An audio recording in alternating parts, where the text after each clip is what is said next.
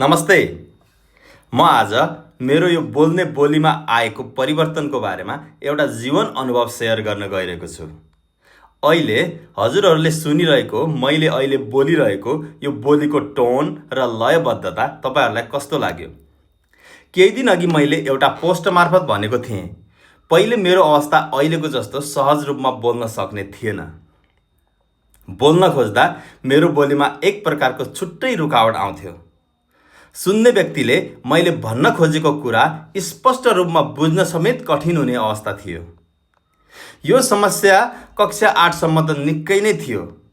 कक्षा 8 मा पढ्ने क्रममा यो समस्या थाहा पाएपछि मलाई पढाउनु हुने आदरणीय गुरु मेघराज जोशीज्यूले मेरो बोलीमा स्पष्टता र सुधार ल्याउन विभिन्न अभ्यासहरू गर्न सुझाव दिनुभएको थियो। उहाँले मलाई धेरैभन्दा धेरै किताबहरू ठुलो स्वरमा पढ्ने, संस्कृतका कठिन श्लोकहरू स्पष्ट उच्चारणको अभ्यास गर्ने सुझाव दिनुभएको थियो।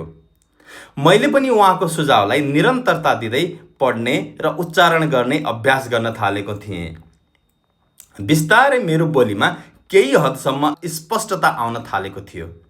त्यसैगरी धेरै पढ्ने बानीको विकास हुँदै गएपछि मेरो अध्ययनमा पनि सकारात्मक प्रभाव पर्न थालेको थियो। यसरी एउटा सानो सुझावले मेरो बोलीमा मात्र होइन, मेरो अध्ययन र आत्मविश्वासमा समेत राम्रो परिवर्तन ल्याएको थियो। त्यसैले मेरो बोलीमा सुधार ल्याउन जीवन उपयोगी सुझाव दिनुहुने दार्चुला जिल्लाका शिक्षक आदरणीय गुरु मेघराज जोशीज्यूप्रति हार्दिक प्रणाम तथा हृदयदेखि नै सम्मान व्यक्त गर्दछु। पछि योगसँग मेरो परिचय भयो। योग सिक्ने क्रममा मैले केही योगिक थेरापीहरू पनि अभ्यास गर्न थालेँ।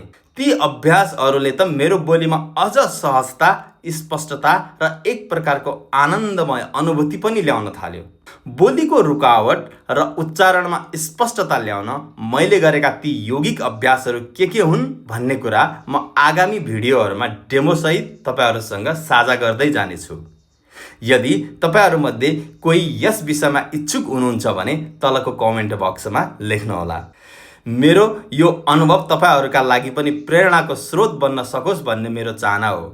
जीवनमा कुनै कमजोरी वा कठिनाइ आयो भन्दैमा त्यसलाई अन्तिम सत्य ठान्नु हुँदैन।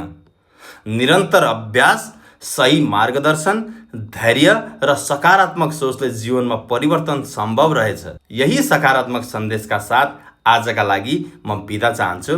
गर्मीको मौसम छ, बिहानको समयमा पसिना आउने गरी शारीरिक अभ्यासहरू गर्नुहोला, पानी प्रशस्त पिउनुहोला। फेरि अर्को भिडियोमा भेटौँला। तबसम्मका लागि नमस्ते।